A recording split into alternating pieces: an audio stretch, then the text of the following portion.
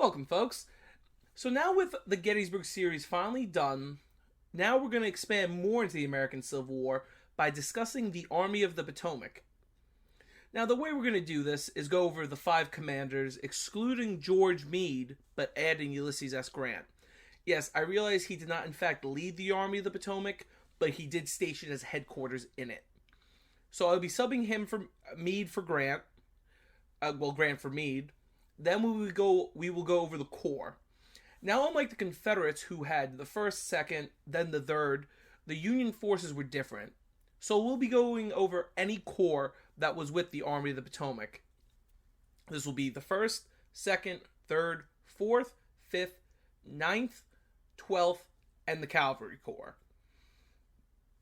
Yes, I realize some units didn't stay with the Army of the Potomac, but I will be covering them just because they at one time were. But today we'll be discussing why did they need the Army of the Potomac.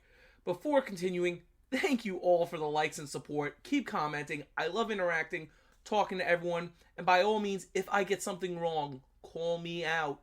Believe me, I do not have an ego, so it will not hurt me. So, as always, please like, subscribe, and share. And we will be discussing Winfield Scott's Great Water Snake. So, we can start at the beginning. How it all started. The southern states for some time had become concerned over the future of slavery. In 1808, during the tenure of Thomas Jefferson, a Virginian, as President of the United States, he had promised the end of the transatlantic slave trade. During the American Revolution, it had actually ended, but in 1806, South Carolina allowed the process to continue again. So the federal government reacted, and in 1807, with Thomas Jefferson's support, the Act of Prohibiting Importation of Slavery was passed and signed by the president. So let's fast forward to 1860. A new party has risen from the remnants of the Whig Party, being led by an Illinois lawyer named Abraham Lincoln. The Republican Party is founded strictly in the opposition of slavery. Abraham Lincoln had risen to the position of presidential nominee. Lincoln did not, in fact, plan to completely abolish slavery. Much like Jefferson, he knew it would have to be eliminated in phases. So his main campaign promise was to stop the expansion of slavery into the West. Already new states like Texas and Louisiana had adopted the practice. I apologize for the weird way I just said Louisiana. A compromise was made in 1820 allowing the Missouri Territory to be a slave state, but then it also created the state of Maine to be a free state. So tensions were already high. Lincoln saw a compromise.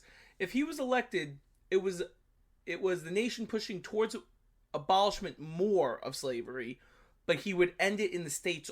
He would not end it in the states already in the Union, but he would not allow it to spread to the new territories. South Carolina had a trigger convention. If Abraham Lincoln was to win the presidency, they would officially secede in fear of federal overview of slavery. This is how you get a lot of people saying states' rights. Yes, technically, they seceded because of, in quote, states' rights, but it was the states' rights to the ownership of slavery. But Lincoln said he would not end it. Lincoln is elected in the election of 1860, beating both the Northern and Southern Democrat candidates, as well as the Constitutional Union Party representative. The month following the election, South Carolina secedes in December of 1860. It is then followed the next month by Mississippi, Georgia, Florida, Alabama, and Louisiana. Next would be Texas in February of 1861. On March 4th, Lincoln would be inaugurated. His first duty is the preservation of the Union. On April 12th, 1863, from the Citadel Military Academy in Charleston, South Carolina, cadets commanded by General P.G.T. Beauregard fire on federal troops at Fort Sumter and would accept their surrender on April 13th. On April 15th, 1861, Abraham Lincoln called for 75,000 volunteers to suppress the rebellion in the deep southern states, these states known as the Cotton States.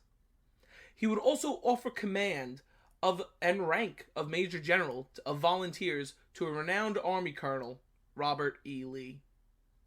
However, calling 75,000 volunteers, the states between the North and the Cotton States would secede, these being Virginia, Arkansas, North Carolina, and Tennessee. Now the enemy territory was directly across the Potomac.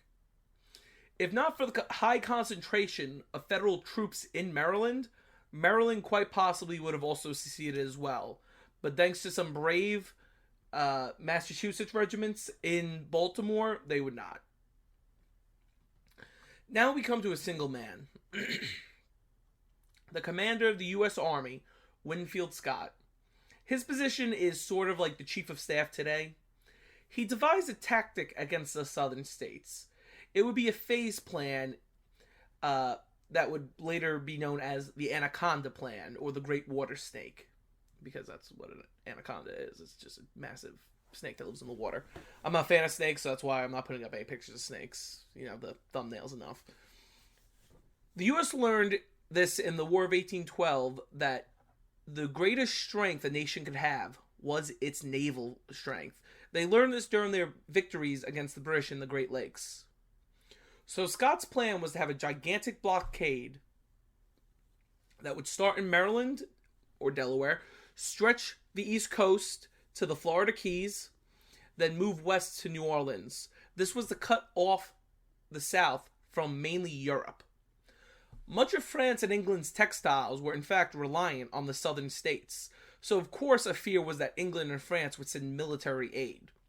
So, for one, this move would bottleneck the supplies into the South through Texas. From there, they would have to be transported overland to the heartland of the Confederacy, including the new capital, which had recently moved from Montgomery, Alabama, to Richmond, Virginia, following Virginia's secession. So once the success of the blockade, the teeth of said Anaconda would strike.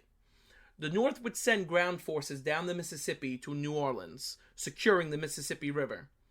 This was to now split the Confederacy in half, but also starve them of supplies coming in from Texas and the West. Now, there is a third phase to this plan, and that phase was to create a two-front war on the Confederacy, to capture the Confederate capital at Richmond, Virginia. So May 27th, 1861, the Department of Northeastern Virginia and the Army of Northeastern Virginia was created with General Irvin McDowell in command. He had a very, in his eyes, simple objective. He would take his army of nearly 29,000 men and form them into three columns. The first two would march with him and engage, ironically named Confederate Army of the Potomac, under P.G.T. Beauregard at Manassas Junction in Northern Virginia. Then his third column would flank south, get between Beauregard and Richmond. The belief on both sides was it would be one big battle, then the war was over. So the Army of Northeastern Virginia, was actually made up of 5 divisions rather than corps. Each division with 3 brigades commanded by some familiar names. Oliver Howard, William Tecumseh Sherman, and Israel Richardson, just to name a few, who would later be influential commanders in the war. I will do separate videos on the first battle, Bull Run, or as it's known in the South, the Battle of First Manassas. I really can't have the first big battle of the war as a small piece to this video, so I need to do it justice. But in short, the Union forces will lose, most humiliatingly, and literally be chased off the field. It's at this point everyone realizes this will not be a short war. Irvin McDowell will be replaced by George B. McClellan, and then Lincoln will approve the creation of the Army Corps that will build up the new armies, which is now the Army of the Department of the Potomac. Their main duty is to protect the capital, but also attempt to take the rebel capital. Thanks for watching, folks. This is a bit of a new kind of intro. I would rather do it this way instead of a 2-minute here's a series video like my last 2 series. So our next video will be on George B. McClellan, and the First Army of the Potomac that served from July 1861 to November of 1862. Thanks for watching. Please like, share, and subscribe. It really, really does help the channel. I love interacting, so definitely comment. Also, feel free to give me some ideas on non-series related things you'd like to discuss. I'm open to most subjects, even sensitive ones. I will do the justice I can do to it. Thanks so much, and we'll see you in the next one.